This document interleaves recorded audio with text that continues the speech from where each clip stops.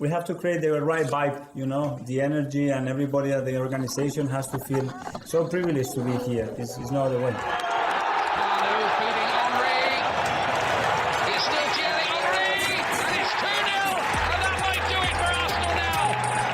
Thanks for listening to the Purely Arsenal podcast.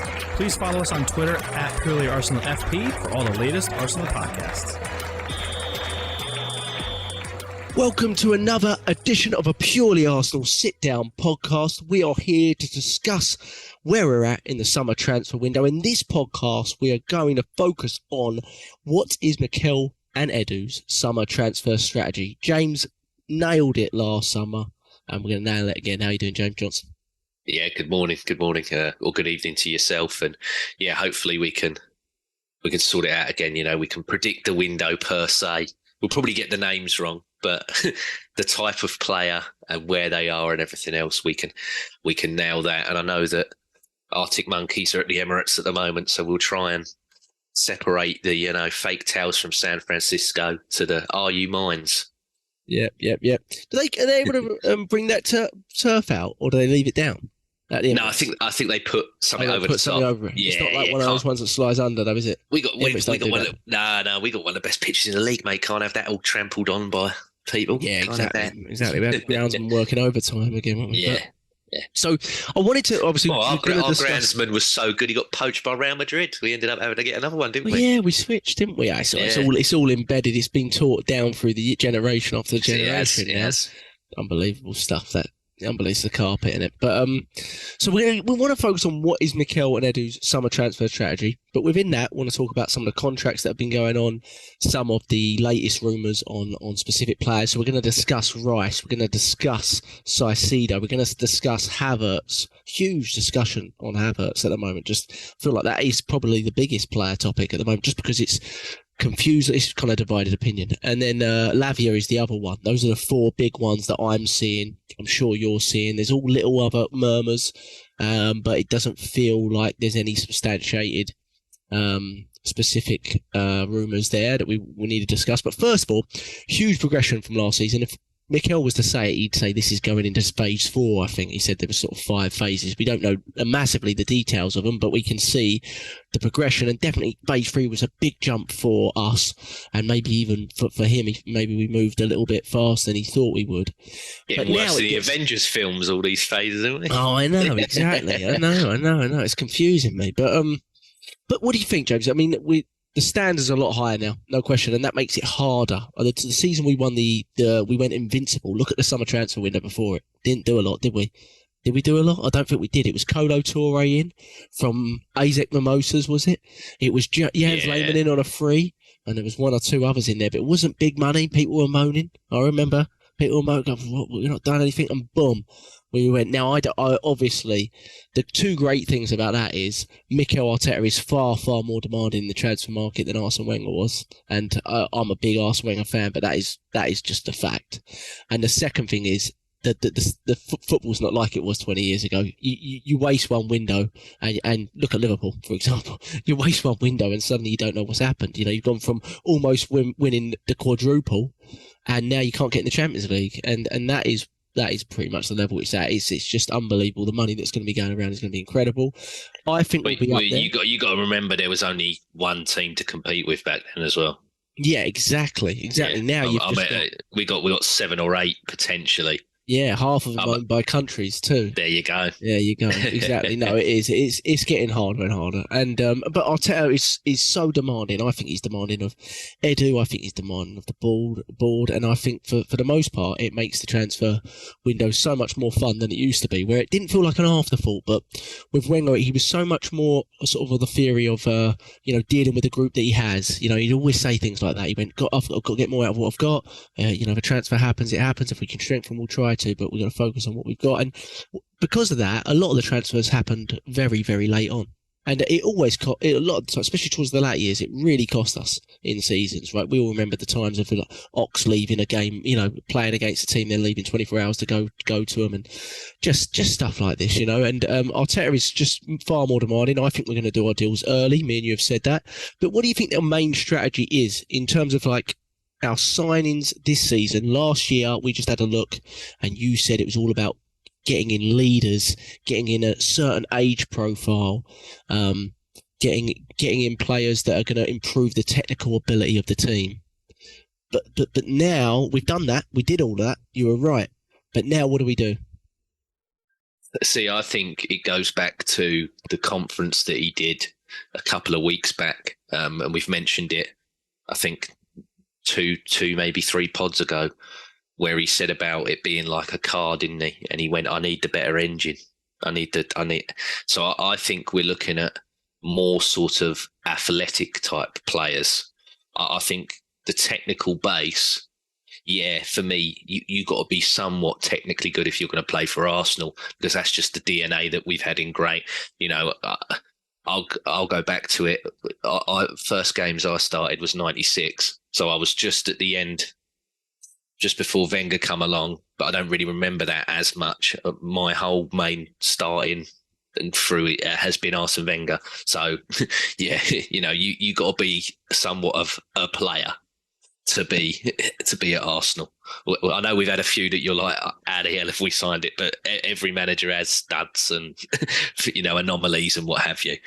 Hopefully we don't sign no anomalies and duds this time round. You know, this is a very important.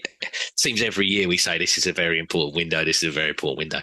But if you look at it, one of the big sales is going to be arguably he might not have the captain's armband on him, but he feels like he's the team captain. As much as Odegaard is the physical embodiment of the captain, Granit Xhaka does feel like he is somewhat of that locker room leader, doesn't he? He's the one that, you know, okay, the majority of them aren't the same as what was there previously, but quite a few of them in there voted for him to be the captain. If you remember when it went to when it went to all of you write your name on a bit of paper and chuck it in the hat type. You and I vote. Yeah, when we used to pick captains, yeah. I thought sometimes it'd be, you know, like when they used to have it where the footballers would leave their keys for their cars but they just, whatever ones they'd pick, and they'd go like that and press the button, that'd be the car they'd take. I just thought the armband was just hanging up, and whoever, you know, got it first would be the captain for that day or whatever. It felt like that at a stage. But so I think he's looking for, you know, the big link is Rice.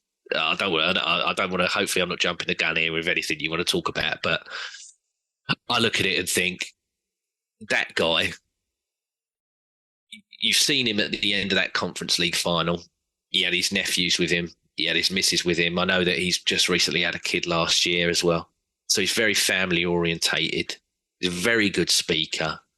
Apparently he's, you know, doesn't really drink much, doesn't go out. He's just purely football. And I think that appeals to Arteta, and I think he looks at him and goes, you're the character that I want. You've got that leadership quality that I want, being a captain at West Ham and everything else. And I think he's going to slot into that role of what he wants and needs. And then after that, I just think we need a few more players with legs. And the other link, which is obviously Kai Havertz at Chelsea, which is being really hotted up the last couple of days. I'm going to need convincing on it. I've said that, you know, that's why I think you're here. You're going to win me round. You always do. But this again is what we've all said for weeks and months as well, in that he's looking around the league and he's looking at the rivals and he's like, Newcastle, like we've said before, haven't we, Jack? They're a basketball team, aren't they? They can smack it long to Wilson.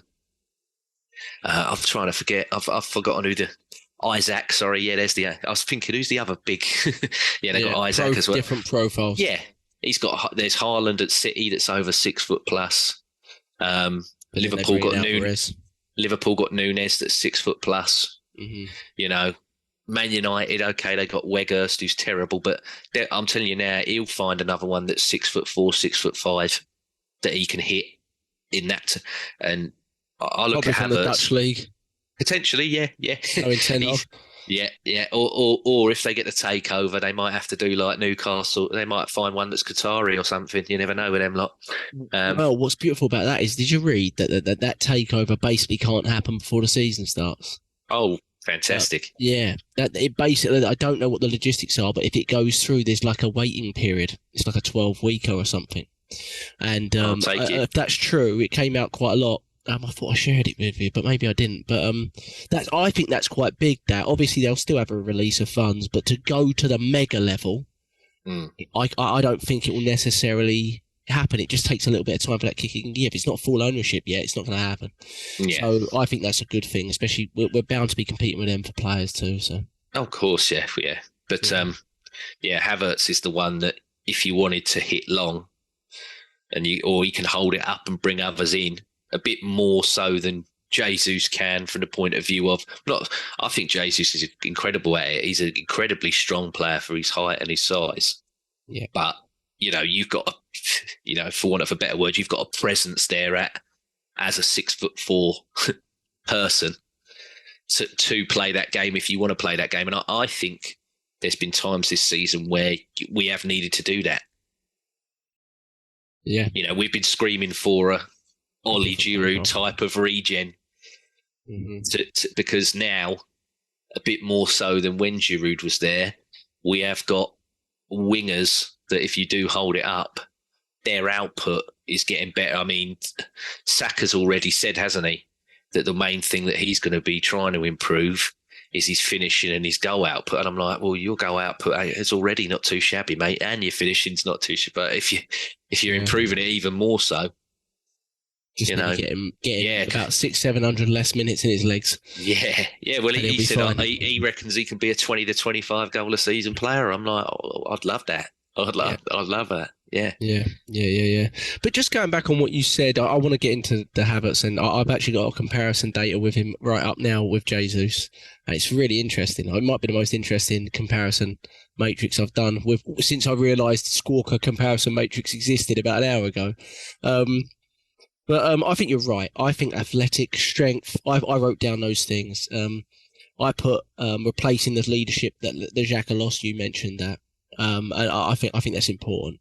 That is where the direct Rice to Xhaka link is. We'll talk positionally whether that's true as well. But I also put open space players, right? I just feel like in open space and runners and people that can, sort of take on players. I feel like centrally, at least, we don't have a lot of that. Like Thomas Partey, he has the capability to do it, but he just doesn't have the legs to do it, right? I mean, the moments of him chasing Anthony back and looking like prime Thierry Henry, just have too few and far between. The moments of it galloping like he did at Old Trafford a couple of years back, just galloping past 3 or 4 midfielders, like Vieira.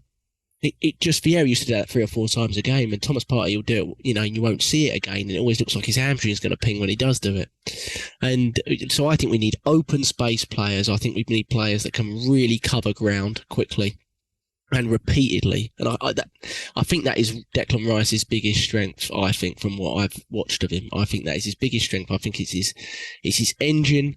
It's his ability to do repeat sprints back and forth over and over again, box to box, and to win the ball and win it high up. I think that's really, really important from him. But just to sort of hit back, because I think once we get on Rice... You make a great point there as well, in the fact that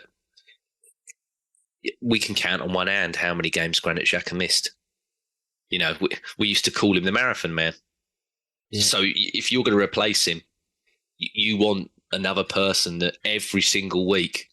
You've been saying it for months, mate. You need 2-3 game a week players. Yeah, he is one of them. Played 37 in the league this season. Yeah, Declan Rice, and he's done and he's done Thursday, Sunday. Yeah, he's exactly. great. I can't. He probably did miss a few of them conference games, but I can't remember any that I tuned into. He was always there when I watched. I can check it actually in a second. I love this thing. You just switch competitions really quickly as well. But so targets. We talked about targets, and just before we get onto the specifics of the targets, a lot of people would argue, my brother being a big skeptic of the ownership and other people, that we've not really handled our big targets, and they'd look at the Declan Rice one and they'll say, "Yeah, it's just another Mudryk, it's just another Rafinha, it's just another Caicedo all over again. It's the big money deal that we go in for, and we never actually come through on it." So what I would argue is, and there is an argument with all of those three, James, that we did go in from, and for whatever reason, we did not come out with that deal at the end of it. I personally am of the opinion, some people are of the opinion, like my brother, of the opinion that we just go in for these deals just for the sake of it, but we don't really have the intention of fully coming through with it. I just cannot, I find it really difficult to believe that, with the amount of work that goes into player terms and agreement and getting the player on side and believing in your project, etc., etc. I just genuinely don't believe it. But what I do believe is, I do believe the ownership are a little bit reluctant to release money after the Pepe saga, but I think they're willing to. But I also think Edu and Mikel are quite careful about the big deal that they do, and they really want to dot every I and cross every T to make sure it is the right deal. And let's be honest, with a Rice type deal, James, I mean, this would be, unless I'm mistaken, this would be the third, maybe second biggest deal in the league. You got 107 million for Enzo Fernandez, 100 million for Grealish. It's going to be there or thereabouts. So basically, one of the top three biggest deals in the league. And those two clubs that made those deals, they're not in our financial spectrum. They're not in anybody's financial spectrum. And those deals were recently. It's not like we're talking they happened 10 years ago and inflation's hit and now that number doesn't. It's literally just happened, Grealish and Enzo Fernandez. So is it fair to say, James, that a deal like this, I know people getting frustrated about bids not getting accepted, we've been working it for so long, if we are going to do it, we might not do it, but if we are going to do it, it is going to take a little bit of time for a club like us to figure out how to financially support that deal. And is it another reason why two of those deals, like a Caicedo and Rice, for a club like ours in one window, would be just extremely difficult to do? Like, you know what I mean? Yeah, I get people's concerns and worries. I really do. But for me, I think if you look in January, and again, I hate going back on ourselves, but we mentioned it in the pod just before, didn't we? That we were willing to spend, what was it, nearly 160 million on two players in a January window. So that indicates to me that times are sort of changing, in that we're willing to throw down what would have been record-breaking fees for two players. They would have been our biggest ever transfers as clubs, wouldn't they? If both of them 80 million player, if Mudryk for 80 and Caicedo for 80 come in, they'd both be our highest ever signings. These quotes for Rice, he will be the record signing. He probably will be for a very, very long time. It's in excess of 100 million pounds. But I think it's the whole, as much as Arsenal have money, it's how we spend it. And it's in structure, isn't, it's all in options, and we give you this now, and then which other clubs do, but it doesn't get reported as, because it's us. I mean, every single thing Arsenal seem to do, I thought we got told that they were blocking leaks and everything to these people, but we still get, somehow, some way, everybody knows every single thing that Arsenal's doing, which is annoying. Because all these clubs know that we've got money now, and we went to them with the 80 million, and then with options that get it to over the 100, because it's about 112, I think, is what the settled fee is that they want. But it'd be over time, won't it? With the add-ons, it'd be about 112 million, and I think they want about 100 up front. I can see us giving them it and then doing it, and I can see it happening. So I wouldn't be fretting too much What's about your percentage? it. What's your percentage at the moment? Just if we skim ahead on my schedule and go to the Rice Havertz chat. What's your percentage at the moment? What you're feeling? Just to sort of, I don't want to interrupt you, but just to no, go for it. We've had one bid rejected. Supposedly it was 80 million with 10 million add-ons. There's a second bid that, if you read, we don't really know if it's gone in, but supposedly the second bid's going to be more like 90 million plus 10 million add-ons, or 91 plus 10. Yeah. So where are you at with the City supposed interest and other clubs' supposed interest? No bids made by them yet. Where are you at in terms of percentage feeling with Declan Rice? Well, I would I would say as well for Havertz, as much again as I want, like I said to you, I'm going to need convincing on it. I feel 60-40 for both. Yeah. I'm quite confident. It's there though, isn't it? We could, yeah. It's always got to be there. It's always got to be in the balance. Yeah, It's I mean, always deals got- like this for us have to be. Until it happens, it has to be in the balance. To be more confident, that would be silly. Yeah, But, I mean, it's just gone 8 o'clock here, so I don't know if there's been an on steer. You know, he normally waits for the Monday. So if he's put something up, I could go to 70-30, 80-20, but I haven't seen anything. So yeah, exactly. Yeah. And we no longer look at Fabrizio because he just chats nonsense for every hour. He posts the same tweet six different ways. He just words it a different way. It's exhausting, isn't it? That's not an update. It's not an update, fam. It's just what you've said before, but just in a different way. Yeah, different wording. But okay, so 60-40. I'm a little bit more pessimistic, but I'm probably 50-50 on the right. Okay. I think largely my pessimism on that is what's hit us previously on big deals. But by the way, on the big deals, and I argued this with my brother the other day, and he never got back to me on it because he knew I was right. But I said, you moaned about the Mudryk deal now. You moaned about the Rafinha deal now. Would you sign Rafinha for 70 million tomorrow? You wouldn't. Would you sign Mudryk for 90 million tomorrow? You wouldn't. And what that shows is obviously, it depends on what our coach would have done with them. But what it shows is you have to get it right. Because if you don't get it right, we're not Chelsea. We can't do Mudryk and then Enzo Fernandez. We're just not even in that realm. We are Nicolas Pepe, signed him 4 years ago, still can't get rid of him, still haven't signed a right winger because of it. And that's where we're at. That's where we're at, aren't we? Aubameyang, 55 million. And just about signed a Gabriel Jesus striker 4 years after signing. And that is where we're at. So we have to, with this one, get it right. And the crazy thing to go on to with this is, as good as we think Rice is, and I really have come round to the signing of Rice, I can pretty much be talked into anything from this group, Mikel Arteta and Edu. Like, I could stop when I start to think about what they might do with this player and look at them and evaluate them a little bit more. I can pretty much, and that's where I'm at with Havertz. I was quite quick with Havertz, actually. Initially, I was like, well, but with Rice, it's incredible that we don't actually know where we want to play him, and that is quite incredible for a £100 million player. I mean, you didn't hear that with Jack Grealish coming in, did you? They knew where he was going to sit.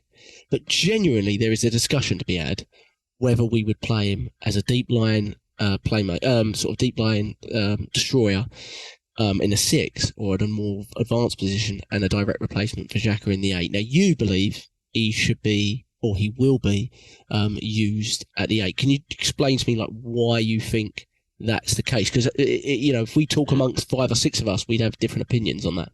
Yeah, I just feel that he's more of a box to box type of player. I mean, we don't do the double pivot anymore. So it's mainly that you have the one sort of protector of the back 4, and then we have like the 2-8. You know, as much as Odegaard, people say he's a number 10, he's more of a left, or a right 8, isn't he? So I can see Rice going into that. As much as I want Emile Smith-Rowe to be that position and potentially have Rice as the 6, I don't see him doing that. I think he looks at him and goes, maybe, okay, you've sort of been a 6, but he can mould him into what he needs, into the 8. And I think Rice can do it. And I don't know, maybe he's looked at him and gone, I can get you more goals because I can get you in the positions where you can, score more and maybe get a few more assists and everything as well. I don't see him coming in as the 6. And again, if we're going to look at the links, we're still, as much as it looks like it's done and dead in the water, Caicedo's still highly up there as well. And if we were to buy both, I again don't think he that's is a happening. 6. Well, that's it. He's more of a 6. If you buy both, then if you buy both, they've both got to start. You can't buy Rice and Caicedo and go, yeah, sorry, one of you's going to be primarily on the bench for the whole season. Because again, as much as we talk about, Arsenal do not spend nearly 80 odd million or 85 million on players that sit on the bench. If that's the next, you're talking about phases. If that is our next phase, great. Because that is sadly where football is going. And you will need to have potentially 90 to 60, 70, 80 million plus players on the bench, because that's the level, sadly, that it's gone to. But yeah, I think he's going to play as an 8 if we sign him. I think he's going to be where Xhaka is. Declan Rice. I go back and forth with it, I'll be honest. But you explain it really well. If we look at the data I've got at the moment, Caicedo versus Lavia versus Rice versus I chuck Camavinga and everything versus Partey. Yeah, well, that's the other discussion, isn't it? You mentioned Lavia there, and again, if you want me to hold fire, I will. Oh yeah, one sec. Well, I just want to back up your point. So if we look at it and the 8, I'm looking at data that might point to him being in the 8, and the one that you mentioned beforehand, because you already knew the data, was Declan Rice is by far, out of all of those players, Caicedo, Lavia, Rice, Thomas Partey, Camavinga, he is by far ahead of everyone on ball recoveries. So basically winning the ball back, right? And interceptions as well. Interception from your transition, trying to win the ball back. And also where he's worse at against a lot of them, even though Caicedo's slightly worse than him, is his short passing, which is a lot of what Partey does early on, like little short intricate passing from the back. And although his pass success rate's pretty good, he's at like an 88% pass accuracy rate, I just feel on the ball, I think me and you said this, on the ball, from a deep line position, I think that's where he's probably weaker. But I think in open space, higher up, he could be a lot better. And the hard thing is... Odegaard's so good at winning it high as well, though. Yes, so if you've got 2... He's not as sort of he doesn't contest as many duels. No, he's not as physical. No, exactly. I mean, Caicedo is way in ahead on duels contested, but then it is, Rice is right behind him on that. So he's more physical. He's more combative, isn't he? So Odegaard really does it with his energy, doesn't he? He's just everywhere. His high press is unbelievable, and his energy a lot of the time just causes mistakes, doesn't it? Whereas Rice, I feel like he's a lot more physical up there. So I'm starting to come around to the way of thinking. The question mark there is he would have a bit of an adaptation in terms of being able to be more creative and being able to score more. I mean, he's got 4 league goals this season, which is more than anyone else on that list. But, I mean, Xhaka made the jump. There's no reason why. I think that it would be a lot easier to see Rice making that jump, to be honest. I don't think I necessarily believe Xhaka had that in him. But maybe I feel like what we were looking at with Rice is probably a player that could do both, and that's probably a big reason why Arteta likes that. If he's got a question mark at the 6, he can drop him in. But also probably in terms of longevity, we're seeing a player that is an 8 to become a 6. Do you know what I mean? Like maybe 2 years down the line, we then shift Rice back. Maybe I don't know. Like we've done with previous players before. But it's fascinating, isn't it? I mean, you're going for £100 million player, and if you get him, you're going to be watching that first pre-season game going, where is he lining up on this pitch? Do you know what I mean? Which is amazing. And I think whether we get him or not, I'll know by the time I go to that pre-season game in LA, because he'll either be here or he won't, and I'll be watching real closely to see where these players are sitting on the pitch. But what is possibly even more fascinating and maybe frustrating for Arsenal fans is the really strong links to the point where it might even be a deal that goes through before Declan Rice to Kai Havertz. And again, to mimic it, no sod knows where this guy would play, because Kai Havertz, historically over the last year or two, has really played in the front line, mainly in a false 9 position. For Germany, he's been playing in a false 9, if they're playing him, or somewhere in that front 3. And for Chelsea, largely last season, in a very poor season for him, but the whole team was poor, he was playing in that false 9 position.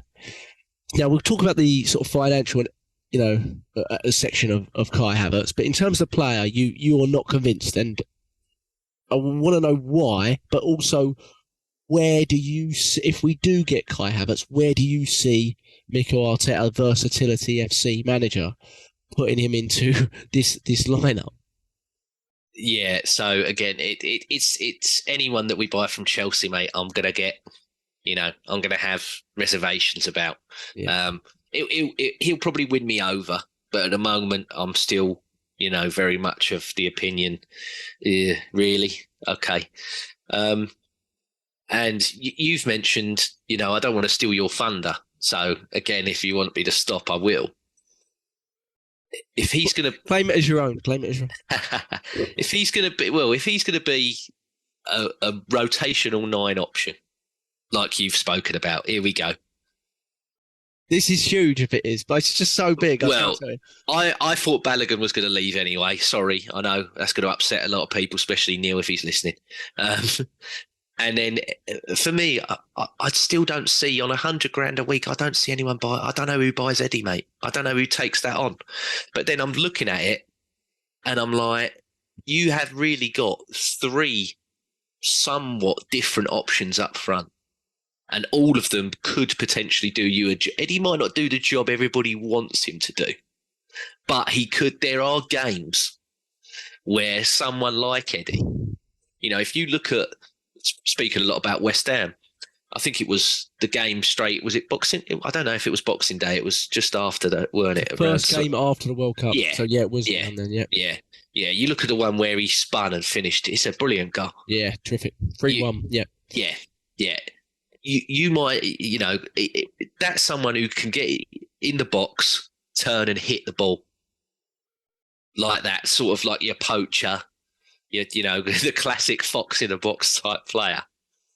If you've got that, you've got Jesus that, does everything, he can hold the ball up well. If you really wanted, we talk about, you said there, can't have Saka doing 700 games in a row.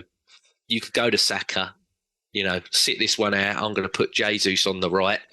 And, we saw it last game of the season against Wolves, the cross that he put in for Xhaka. Jesus from that wide position. If you were to have a 6'4" type of bloke that was in the 9 and that Jesus out wide whipping that cross in, I don't mind a bit of Route 1, mate. If that's what we're going to do, I look at it and think he's looked at him and thought, I can get you way more goals and assists, and I do sort of admire the brass. That we are going to Chelsea knowing that they've got to sell. They've got to get this money back in before this deadline because their idiotic owner has just thought that he could play his version of Moneyball in this league, and it has gone nipples north for him. It really has. Yeah. Part of me hopes, I saw it on Twitter as well. I can't remember who tweeted it, but he said, I hope that Man United pull out for Mount. Yeah, we pull out for Havertz. Yeah. Just before that deadline, then they get the fine, then go back. Yeah. So it's like get them fined and then go in from. I'd be all. Like, no, we're only joking. Yeah, I'd be all for that. But I mean, you're right. You make a good point on Eddie because logistically, the ability to be able to sell him, I've always felt has been pretty difficult. I don't. It sounds terrible, but you can't loan Eddie, not with the wages on. But it would be a huge statement if Havertz, and even all the issues we have with him and the poor 18 months he's had at Chelsea, it would still be a huge statement to bring Havertz in and be like, I'm going to pay you $250,000 a week and 60 million fee. And you're going to be my rotational option for Gabriel Jesus or other people in the front line, but you ain't necessarily going to start. That is a massive move. That is not a move that we've made before. I don't recall it. Like in terms of, I know the fee and inflation, but in terms of bringing in a player of that level, to basically be what we've had as younger players, relatively inexperienced players at the top level of the game. And to have him there, what's been reported from like Ornstein is that we've been on the lookout for one more attacker and a very specific type of attacker. And that's what links to me thinking that Havertz is going to be basically a frontline player. Let's not forget there's been a lot of data on him being sort of out on the right quite a lot in Germany, so he could fill the Saka role in game and stuff like that. So he is a player that, again, is hard to define. Perfect for Mikel Arteta. You don't know where you're going to put him. But if you look at the data against Jesus, his aerial dual success percentage is 56 as opposed to 36 with Jesus. So it's not like he's just 6'3". He is actually very good in the air. He's very good in the air, and I didn't particularly know that. Obviously, he's not scored a lot. He only assisted 1 this season and scored 7, but he created 7 more chances than Jesus this season. So basically, what he's saying is Chelsea are rubbish, and we all knew that anyway. But he it's not for his want of doing it. I've always thought he's a very sort of.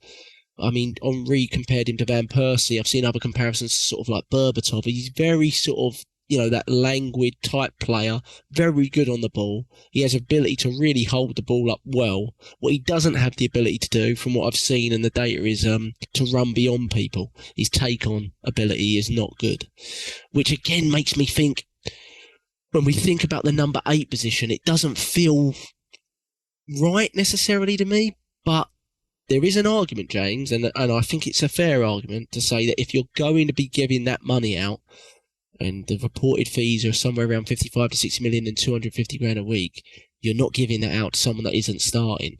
So where could he possibly be starting? And everyone goes, well, he's going to start in the number 8 position because he's played attacking midfield in Germany before. That was where he was getting 20 goals and assists a season. I think he did it 2 seasons in a row for Leverkusen, yeah. So there is an argument there to say maybe he re-establishes him as an attacking midfielder. Yeah, but I don't think that we play a conventional sort of number 10 anymore, do we? We No, not really. Because that would indicate that we go back to the double pivot, which I don't see us doing. I think the way that we set up now and have done from last season onwards, he always says, I've got to support what got me there. I've got to support the players that got me there. To completely change the style of play again, I think would be detrimental, Jack. We go on about how getting Saliba done was our most important signing, because if we didn't, we'd have to completely change the way we play. Yeah, and back to that. Yeah, I think getting Rice in, putting him where Xhaka's going to be, which in my opinion, what I think we're going to do. We've just spoken about it for nearly 20 minutes. We're not changing that much. And then if you go for Havertz, which again looks like it's potentially going to happen, not that much changes apart from you have got somewhat of a bigger player to hit it off with. And again, yeah, you mentioned there the take-ons and everything. Don't really need him to do it. If you got your Saka, you got your Martinelli, you got your Trossard, play off of him. You got your Odegaard. Just stay. I've always complained about it. As much as I love Jesus, I've said it a few times, haven't I, throughout the season. I'm like, for God's sake, whenever I want him at 9, he's over here, he's over there, he's back there. I'm like, stay as the number 9 because you're bloody brilliant in the. You're good. He's good in the air. Look at the header against Brentford away. Brilliant header. And Liverpool. Yeah. Yeah. Excellent header. I'm like, but if you get Havertz, as much as Berbatov, that's a great comparison. I never really remember Berbatov running for anything. He just stayed where he stayed where he needed to be, and he was either clinical himself or he went Defoe or Rooney, Tevez. There you are, son. Ronaldo. There you are, son. Have that. I'll knock that on for you, and then we carry on from there. Yeah, the thing with Havertz is, and the question marks is over the finances. But if maybe what we're saying here is both are optional. Maybe he thinks he could be an 8 at times. He could be an attacking midfielder, but he could also fill that 9 role at times. And by buying him, what he does is he thickens the quality of the squad without increasing the numbers on the squad. And the ability to be able to lose 1 or 2 players. So in fairness, the ability to be able to lose Balogun, Eddie or Smith Rowe, if it's feasible with good fees, might be possible with a signing like this. Not as much as we don't like it. Well, the Smith Rowe one, I'm sure a lot of us wouldn't like, but I'm just putting that out there in terms of his position isn't defined yet. It feels very similar in terms of role and identity, but Havertz is a very different type of profile. What I like about Havertz is he is a completely different type of profile to Jesus. He's tall, he's good in the air, his positional sense he doesn't spread his play as much. I think he's groundwork. He's very, very fast. I didn't know that, but if you read the data on him, he is very fast. He was clocked as like the third fastest player in one of the recent European competitions or something like that. He was really fast. So his ability, and if you see a lot of his goals in Germany, it's that late running into the box, which does mimic the 8 role, but that was where he was playing more in Germany. And if you ask him about his position, he says, I get annoyed with it. He says, I can play as a 9, I can play as a 10, I like all these different positions I can play in. He just wants to be on the pitch, it sounds like. But, I don't like going back to Chelsea. I don't like it. The crazy thing is with Chelsea is when you hoard 50 players more than everyone else in the league, there's obviously a higher chance for you to go back from. We do seem to do it more often than most, but this isn't the David Luiz sort of William Gallas-ish moment, even the Jorginho moment where we're buying players that are coming, pushing towards the latter stages of their careers. Petr Cech. This is a guy that's in his prime. He's 24, probably got a lot of his best football ahead of him, you would hope, and a player that Mikel Arteta, clearly, it sounds like for a long time has liked, and it remains to be seen. But I do think that all these positions we're talking about, Mikel Arteta is just going, this is why I'm getting him, because he can tick all of these boxes, and that's perfect for what I want, because I want 6 people up the top at the very least, and we've been lacking one. But just my theory on the strikers is, if he brings Havertz in and he's even an option at the 9, it definitely rules out Balogun. I watched Balogun against Mexico, by the way. He doesn't mimic anything we do in terms of the way he plays. He touched the ball about 5 times. Now, I know it was for USA, but he's not even Eddie, I feel, based on that performance, in terms of the overall build-up play, gets involved more. And Eddie's worked on that as well. We didn't use it. He's worked on that. He's really worked on that. I think we're at a point with Balogun where it's a very Joe Willock moment, and it'll be, will his fee ever get beyond this? And if it doesn't, we're going to have to sell him. And I can understand. We've got to sell him. Sell him now. Got to sell him now. And with the Eddie one, we're looking at Ainsley Maitland-Niles has just been released. That's a player that, how many seasons ago? What was it? 12 million? What was it? 12, 15 million? Something it was from 20 Wolves or reported for Ornstein reported 20 in 2020. Yeah. That's it. Yeah. He's, we always say we can't keep tanking these players' values. As much as I would love Balogun to stay here and score goals and prove everybody wrong. Yeah. But we can't keep everybody. And sadly, and I've been guilty of it as well, Jack, if I had my way, mate, we'd still have Aaron Ramsey. But you can't get sentimental over players, sadly. It's hard to, I know it's annoying to say that, because obviously you do, don't you?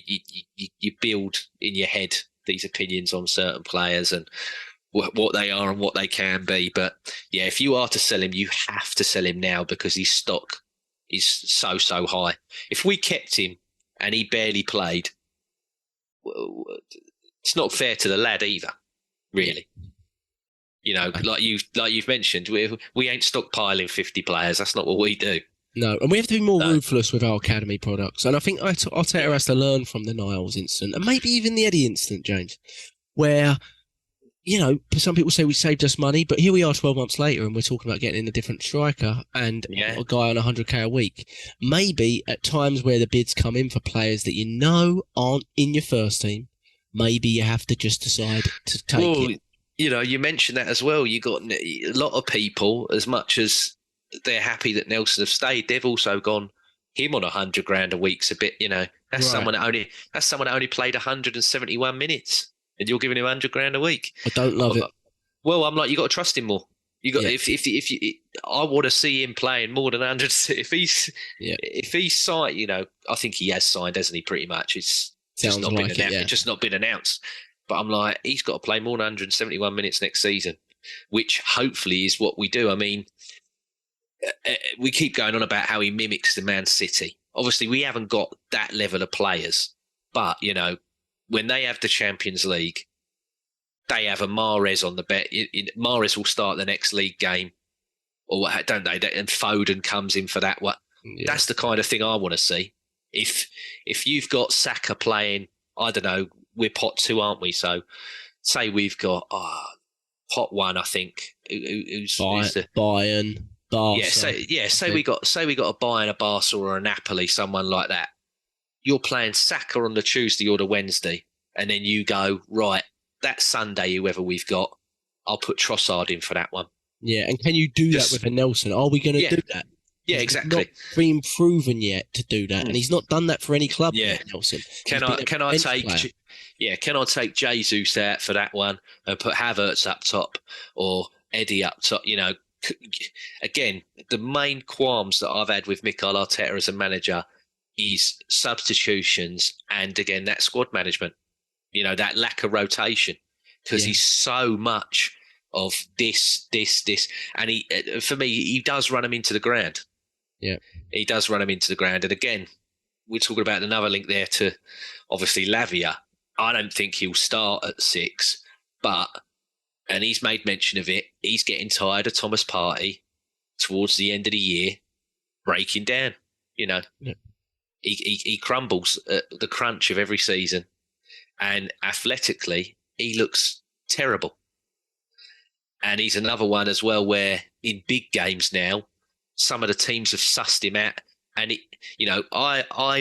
for me, when you see Thomas Partey in full flow of like a Brentford away or Nottingham Forest at home, Spurs at home, where he's just completely dictating a game, there's nothing more beautiful to me than watching him play like that. But there's been other games where he's being carried. He looks like an absolute passenger out there because he's got two people, you know, like you said, they're shutting the spaces. They get so on him, and he just looks a shell of a man. He just looks a complete shell of a man. And I think we talked about it when we got all the comparison matrix stuff up earlier. Lavia, out of all of them that have been linked, is the best at coming out with the, you know, when he receives the ball, he can come out and he's got a bit about him, even at just 9. Maybe that's the whole, I'm young and I'm confident, you know, I'm a bit more confident in myself. You know, it's a bit like when Zelalem first started, everyone was going, oh, he ain't afraid, is he? And I'm like, well, he don't know no better. He ain't been coached, you know. He's physical though, isn't he, Lavia? I mean, he's 6'3" and he's 6'4". Oh, yeah, he's a big boy. He's a big boy. Yeah. So again, it's physical specimens we're bringing. Yeah, and he's another one that I would love to take because he's a development signing. And again, if you look at that position, Partey's, you know, all of the 3 that we've got that we technically class as sixes are Partey, Elneny, and Jorginho. Yeah, Elneny won't play. Well, none of them are getting any better. No. They're only gonna go that way. They're not gonna go. They're not, you know, they're not on an upward trajectory. They're only gonna get older and less. So, yeah, if we can get Lavia done for quite cheap, I'd be more than happy to do that, mate. Sorry, excuse me. But I'm being careful because this Trevelli, whatever his name is, anyone who's he's like, guess who? Is he Belgian? Yeah, Steinberg's also mentioned it, which is a bit stronger link, but I think if we sign a 6 or 2 central midfielders, I think one of Partey or Jorginho will leave by the end of the window. I know there's been sort of comments that Jorginho is not going to go anywhere, but I could see that changing by the end of the window. The numbers don't make sense to me. If you bring in even if you bring in a Lavia, Partey, Jorginho, Rice within there at times possibly, it feels like the numbers are a bit big, a bit too much to me, even for 2 competitions. I'm not sure how you spread those minutes quite as well. Maybe with the injuries that Partey has, maybe you do, but I think one of them could easily leave if a bid comes in for Partey or Jorginho if we plan on it. You normally say, don't you? You want two for every position. Yeah, and that's 3 minimum, not including Elneny. So it doesn't quite add up to me. If we're truly going for a 6, I don't think so. But we should just go back to. I want to talk a little bit about the contracts that you mentioned, but just going back to Havertz, what do you reckon with this one? It does. I mean, the links are strong, definitely strong. They're not coming from dodgy sources or anything. So we know we're interested. We know we put a bid in. My personal opinion, I think the bid was around 55 million. My personal opinion was just like you said. I'd sit until June 29th and see if they change their mind on that bid. And if they don't, then decide whether you want to go elsewhere or wait beyond it or whatever. Don't move on that one. Do not move. I won't move again on it. I don't see the rush on our part for that one. Why rush it unless there's other teams coming in? I know Bayern have been linked, but no one's else actually bid for them. So, what's your percentage on the Havertz one? Yeah, again, I feel it's a 60-40 just from the point of view of they need to sell. They really need to clear their decks ASAP. And I know they're getting a lot of them. You know, I've seen that the Ziyech and the Mendy and Aubameyang and all that. Yeah, somehow all the Saudi clubs want Chelsea players. Proper dodgy, innit? Proper dodgy. Something going on there. Yeah. Well, we spoke about at the start of the year that majority of the money has come from other people helping to finance it. And it was pretty much, you know, give me this money now because I'm definitely getting top four. You know, there's no way I'm not getting top four. And I think someone did a breakdown again. Sorry, I've forgotten the guys on Twitter and everything. I think it's 330 million a match day they're losing potentially or something for Champions in terms of the TV rights they get for Champions League. They're commercial because they have all the restaurants and stuff inside, don't they?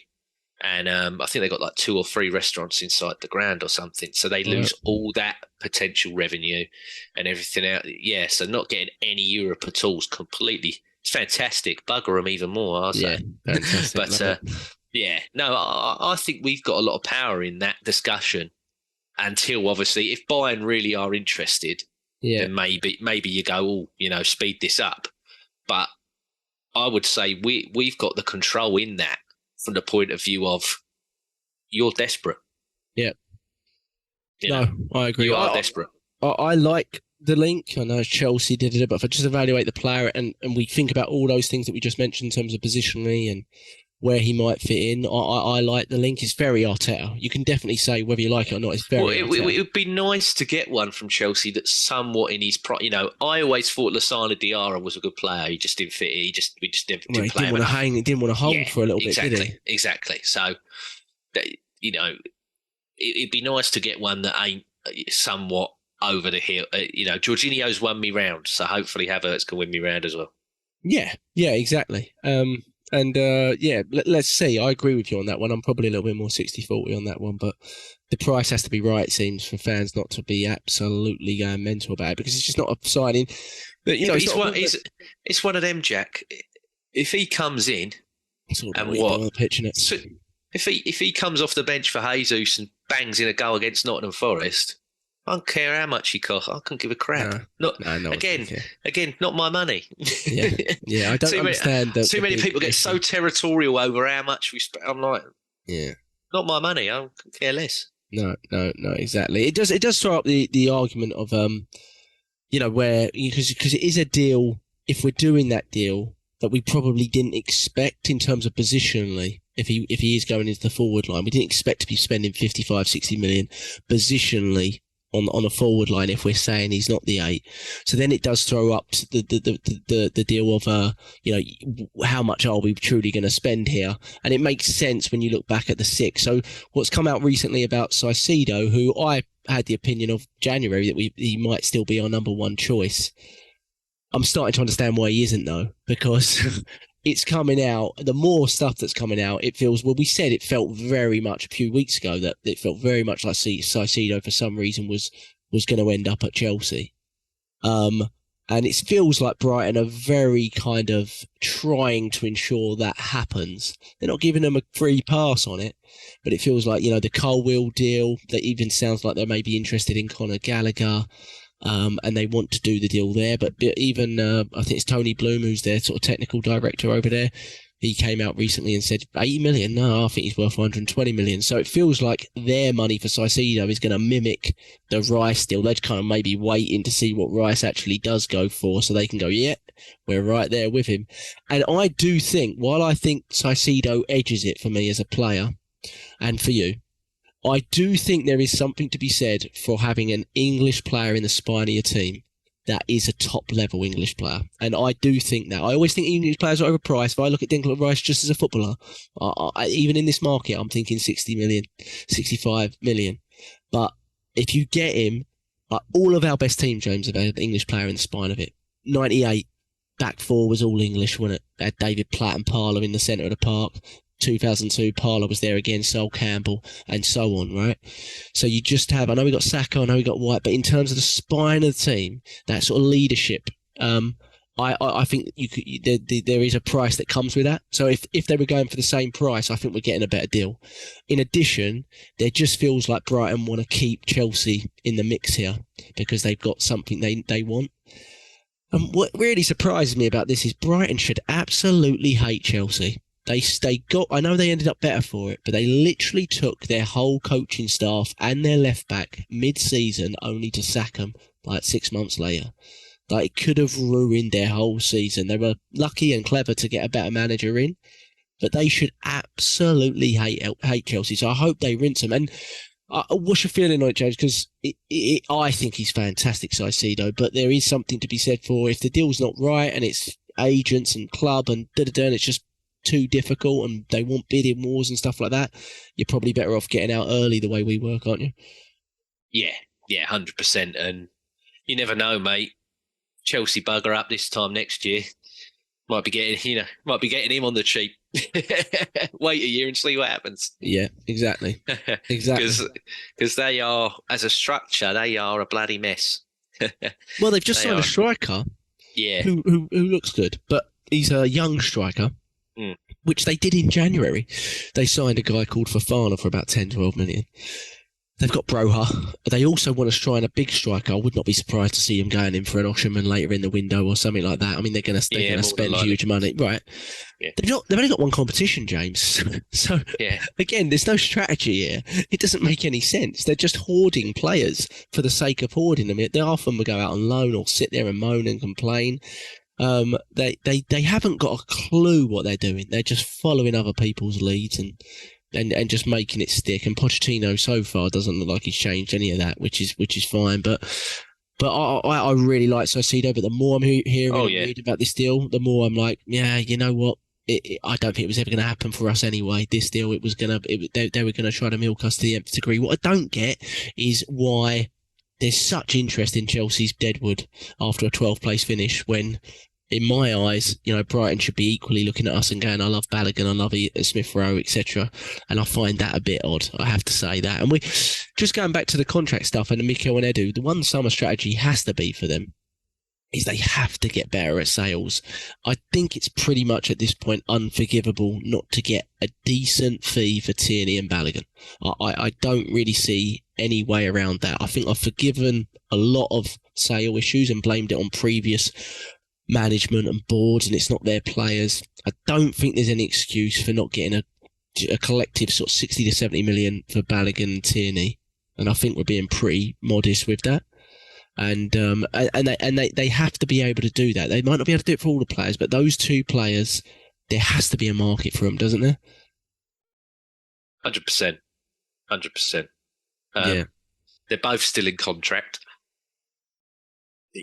Teams want them. You know they want them. So, yeah, you got to make a big splash. You know, if we're looking at spending. Well, if we, again, it's working it out in your head. Rice is going to be in excess of 100 and, you know, it will be 100 mil flat fee, but then it goes up to 112 in add-ons, don't it? That's what was reported. You add in there, Havertz is going to be about 60, 65. So you've nearly done 177, 175 mil on two players there. That's quite a big overlay. So you got to recoup, you know, we done it all the other week, didn't we? You got to recoup that back. and Tierney and Balogun are the ones that are going to make, unless there's someone there that someone comes in for with a ridiculous amount of money. I can't see it. If anyone else can, write it in the comments or mention us on Twitter and let us know. If someone comes in for 35 million for Smith Rowe, what do you think we do? It's difficult, Jack. Really, really difficult. I feel it is last chance saloon for that boy now. I think this, if it's this conversation again this time next year, I think he's done. I really do. But I think he's got one, what is it, the last dance really for him. The problem is if he doesn't have a fully fit season, James, or one where he plays, you're talking a Niall situation again. Maybe. Yeah. Maybe. Yeah. You can't afford that either.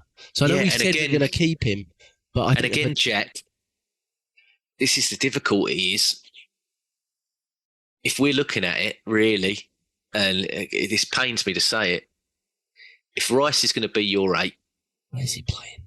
Well, this is it. You got Martinelli and Trossard on the left hand side. On the right, you've got Saka. I think we'd see Trossard more now off the left than the right. I know he's done him on the right a few times. So I think he'd say Nelson's my second choice sort of right player. And third might be Vieira. Yeah. Might be Vieira. Yeah. If you're buying Havertz, he did play him as a false 9. He definitely ain't getting in there. He'll be behind Eddie and Trossard even as a false 9. We don't play a conventional number 10 anymore. I think to myself, where are you gonna? Yeah, even with the statement we made is quite clever, though, isn't it? Yeah, even with 5 subs, I don't think he's one of the first of the 5 subs.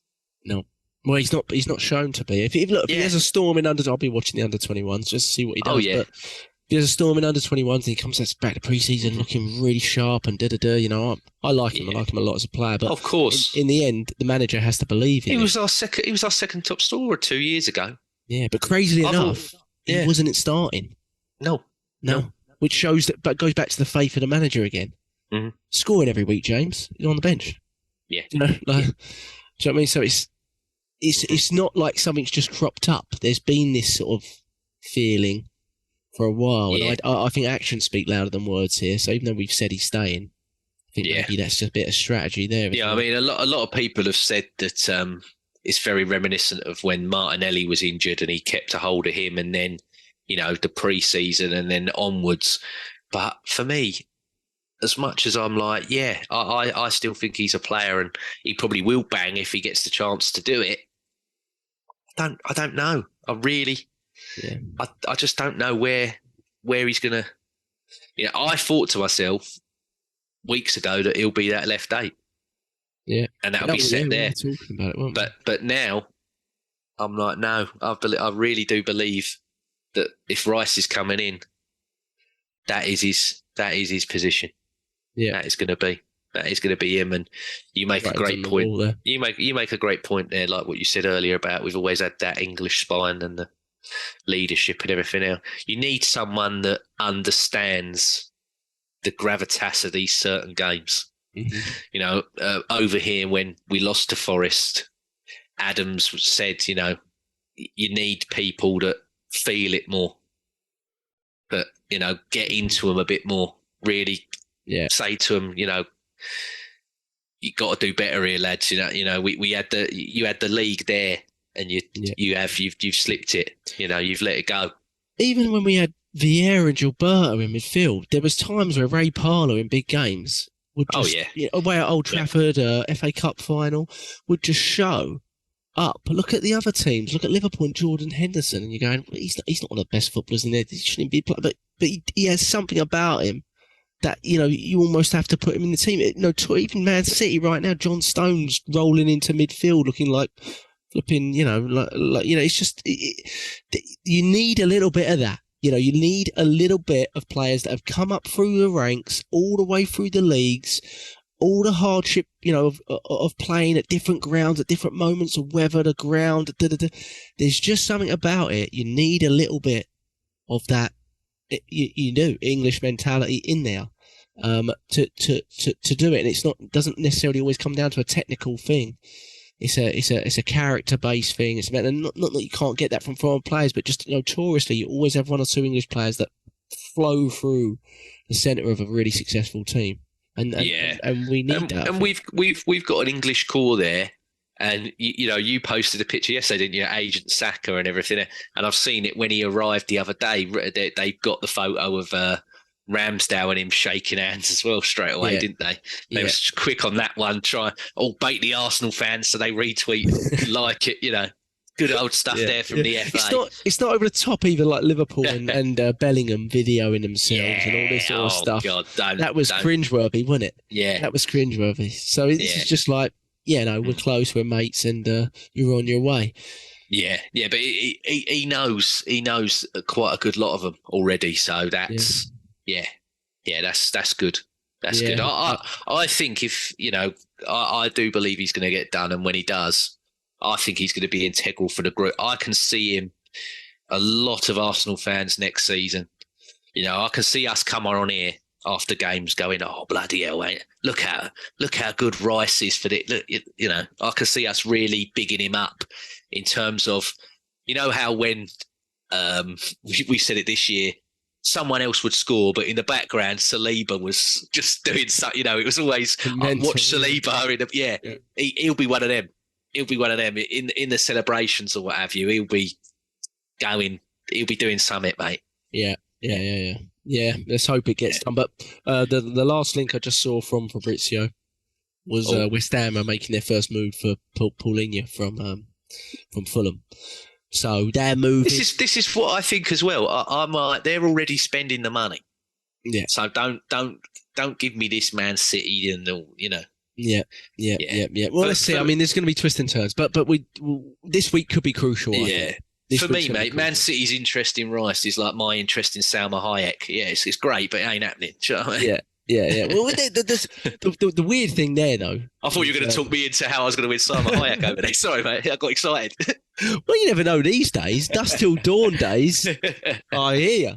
But these days, to be fair, she's aged very well, Salma Hayek. I've seen her in like recent movies. And I'm like, she doesn't age very much. She must be 60.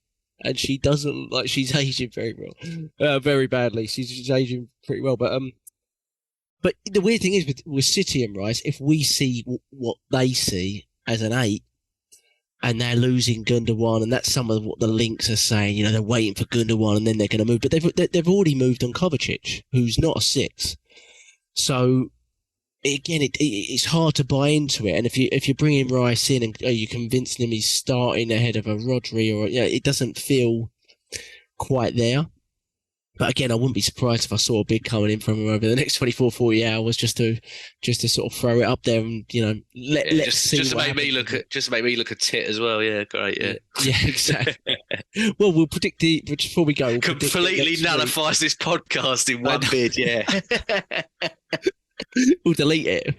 But Saliba signed, or it looks like he signed, a 4+ 1 year deal. I'm not sure on the wages. I didn't really see anything on the wages, but I saw a 4+ 1 year deal that from Ornstein and everyone else. It looks like that will be confirmed with Nelson. That is all of this talk about transfers and people really getting frustrated with us not getting deals over the line already, and it's pretty early in the window. But we did say on this podcast towards the end of the window, if we get Saliba and Saka signed up, which Saka's already signed, Saliba basically has signed, those are the biggest deals of this summer, irrespective of what we bring in. And I said I'd be pretty relaxed about the window, no matter what, after that. And I am pretty relaxed. And the reason, James, should be it would have really transformed our window if Saliba wasn't signing. One, it would have been the Mason Mount kind of type thing where you're just constantly being questioned on it, week after week in pre-season training and all that. Secondly, you'd have to put out about 60 million minimum budget for your centre-back position, which we no longer have to do. And that is probably huge for how we strategise this window, in it. I mean, it's massive for on the field and off the field reason. Oh, we'd be having a completely different podcast now if he wouldn't have signed. Yeah, because I'd be going to you. Why the hell are we looking at Rice and get a centre back now? and I don't know who it is, but he better be bloody good. Because I don't know who you get as centre-back that would cost less than 60 to 100, in excess of 100 million, that replicates what that boy replicates for us. I don't know. It's so hard to replicate that, I think. There will be people out there that will pluck names, but I watch a lot of football, but I can't think of anybody. No. I know that there's options as a backup that are very good, but they ain't on that Saliba. You know, I like Guehi. I think Guehi's brilliant. He ain't Saliba. That one that Fulham's looking at getting rid of, and Tottenham, and is it Adaribo or whatever? He's a big. Name, yeah. He's another 6'3", 6'4". He's very good as well. But he ain't William Saliba.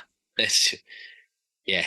Yeah, he's generational. There's levels to this game, mate. Yeah, and he is the level for me. He's the benchmark player now. And he's only played a season. Do you think now that he's signing, the need for a centre-back is still there because Holding will probably leave? Do you think we only need one defender, but it needs to be a versatile one, like a both fullback or a right fullback and a right centre-back? Well, he showed at the end of the year that he doesn't mind playing the two lefties. So you could get away. Yeah, you could get away with it. But we seem to, we go on about it, don't we? Centre-back fetish. He seems to sign one every window. Would not shock me if we ended up with a right centre-back. If rumours are to be believed that Holding is going to leave. But then we mentioned it quite a bit earlier when you said about Tierney and Balak. There is really no concrete links to outgoings for us at all. No, I haven't. Ones on Balogun. There's no bids. There's nothing currently. That will all change. What is it? They go back. I think it's 18th. They all go back tomorrow, don't they? 19th of June, I think, is quite a few of them go back. In terms of going back into the office.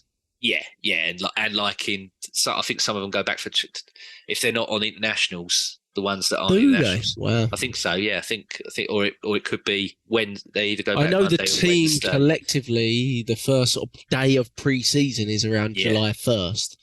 Right. But you might be right within there, the younger groups and stuff like that. Yeah, I think Wednesday. In. Yeah, quite a lot of them Wednesday. Yeah. Monday or Wednesday. So, but yeah, things will move. There was always one. As soon as the first one goes, it instigates the others, and I think we all said, didn't we, the other day, that Bellingham is the instigator now, and now it will tick. Yeah, it will tick the other people along. Yep. I would not be minding going back to Real Madrid for one of their central midfielders later in the window. And people were throwing me out, but no one expected the Ozil thing. No one expected the Casemiro thing. They are such a big club that they move so quickly. You will not. One of their players will come available just because you slapped a bid on them, and they'll be like, you know what, this guy's not going to play because we've suddenly brought in £100 million number 8, and we've got to play him. That's just the level they're at, So it doesn't matter if we've got a guy that's won it all behind him. He's now playing, and their numbers don't make sense. They just signed Ceballos to another deal. I know he's just a bit part player, but that's still another midfielder. They got about 7 or 8 midfielders in there. Their numbers don't really add up for it, even in 2 competitions for Real Madrid, and they're not they're a bit like City. They're not the ones to sort of keep players if they want to go and play. They just let them go usually if they get the right bid in. So I'd watch them quite carefully, but that would be a deal that would happen later on if we ever went back there for one. But just to touch on the Nelson one, just before we go, the Nelson one is interesting because 100k a week. What are we trying to do there? I feel like that is just telling us we're going to spend our money in other places other than the right wing. So I'm not really believing right wing links, and I love Musa Diaby and a few others that I've seen at the right wing berth that I think could really help support Saka. And I'm still yet to be convinced that Nelson's the player to support Saka. And if he is, he's going to have to get a lot more faith from Mikel Arteta to start games, not to impact games. He's definitely proven to be a good impact sub. He was it at Hoffenheim again, under Nagelsmann. He was a good impact sub. But a player has to at some point prove that they can start games on a regular basis. And Nelson hasn't done that anywhere yet. He's not done it anywhere. And it's all good doing a good 20-minute cameo when the game's like a basketball game.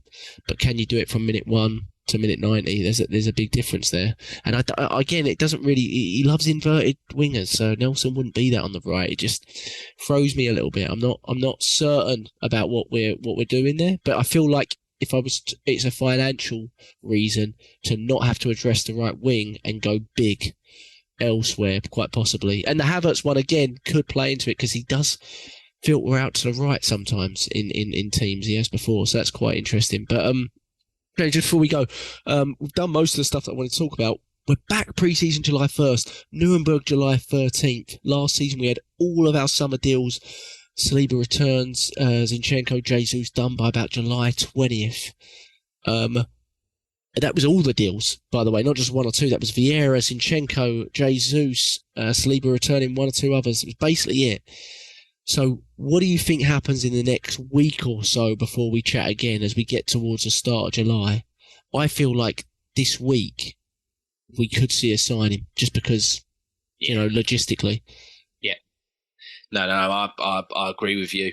The club have mentioned that they want primarily all of it done before pre-season again. Sorry, the first game in America, sorry. And at the start of last season, it was mainly Martinelli because he did the podcast with Ian Wright, but there was a few of the other players that said that the camp in Germany was so important just for not even on a they just said on morale that that whole camp really convinced them that they could push to challenge for a league. They said Summit there completely changed mindset wise, not just with Jesus coming in and everything else like that, but there was just a really, I think it was, they said that they were there for 5 or so days, but for 3 days they didn't even get the balls out. It was just footage and technique, like drilling stuff, and they really said that as a group they come together and everything else like that. And I think, again, solidifying the group and making the additions to it, you got to push again, ain't you? You got to believe you can push again. And, Champions League, I don't want to make the numbers up in this, Jack. I want to challenge for that as well. Yeah. So it's a big one on Arteta, isn't it? To be able to rotate twice a week and utilise the group and be better at 2 game a week scenarios. This is what he gets paid for, mate. This is it. Yeah. Yeah. So I think there'll be movement on either Havertz or Rice 100% this week. Havertz 100%. Or Rice this week. Yeah. It's been fun. It's been good. We'll be back next week to discuss. Unless there's been absolutely no movement, we may not be. But if there's been movement somewhere, we'll be back, even if it's just for a short 30-minute pod to discuss it. And why hasn't the Xhaka sale gone through as well? That's an interesting one to think about. Looked like it was basically done. It probably is done, but it's not gone through for a reason, supposedly, that we want to bring someone in. A bit like the Gundogan Kovacic incident with City. I don't know what the logistics are there. I don't really see it. But if it's Chelsea, they just bring in 12 players and forget about it. But obviously, we seem to act like a normal club. So I guess it makes sense. I'm not getting frustrated in this window. That I promised myself I wouldn't do that. So even if we miss out on the big ones, I'll expect something in our back pocket like there has been in previous windows. And I think Mikel and Edu have earned our trust on that. They do have to earn our trust on sales, though. So I'd like to see some links of outgoings this week for actual money. That would be good, wouldn't it? Not loads. I kept an eye out as well on. I did a bit of the old Cronky watch, and I saw Josh. He had his cap on. He had his gold. He had his black and gold cannon cap on. So like that. Yeah, I'm like, okay. I'm like, you're on brand, mate. I'm like, come on. Yeah, I don't mind Josh. Stan seems far away from it, but I mean, look, they're richer than you can ever even imagine, but. Whenever he speaks, he comes across okay to me. Yeah, he's slowly winning people over. Yeah, I mean, he doesn't sound like he doesn't care. No, he's getting better. Look at the Glazers, for example. They literally look like they don't care. He's tried to go to fans forums. He's done a little bit of that. Ownership don't have to do anything. They don't. They just, Yeah, but the thing with the Glazers as well is if they put salt on their food, they'll melt, wouldn't they? They just look like slugs, so... Yeah, proper. Yeah, too right. But I think it's been a good chat. I think we figured out the strategy. I think we know what we're going to do. There's going to be movement this week. If we say it, something usually happens. So I think there's going to be movement this week. We'll see a second bid at least. For some. Yeah, I mean, if you're watching and you're feeling more confident, that's what we want to give you. But if we get it wrong, then just, I will block you. Yeah. If we get it wrong, skip over that part because we got it right on a previous podcast. So it goes in roundabouts. But thank you for listening to our transfer one. Seem to really like it. Probably our best viewed podcast on YouTube. It was the last one. Unbelievable. Yeah. But we might. Worth mentioning that. Thank you very much to everybody. Start chucking adverts in like everyone else does. I think we got a lot of new subs as well. So hello, anyone. If they've come over from Michael's esteemed channel, hello. Yes, hello. Nice to have you, and please stay. Yeah, please do. Yeah, subscribe to us. It's free. You get the podcast out a little bit earlier on YouTube. It gets released a little bit earlier, and you get to see our beautiful faces. And sometimes we talk about stuff that you want to see. You want to see if we're talking about sort of graphic stuff and data stuff. But so just subscribe, if you can. It's helpful to us. Give us a comment on there. Chat with us. We take all feedback. But we're at Purely Arsenal FP on Twitter if you want to grab the links from there for the podcast. We do one pretty much weekly throughout the season and in the off season. And it's me, James, Neil, Mike, Garrett, a few others that have been doing it for quite a long time on this podcast and a few others. So appreciate everyone listening. We'll be back, hopefully, if me and James can do it next weekend, to discuss the latest going on in the transfer window. Stay positive. It's going to be a madness. We are going for the title, so big things are happening. That's what's happening. Thank you, James. Up the Arsenal. Thank you, mate. Cheers. Take care.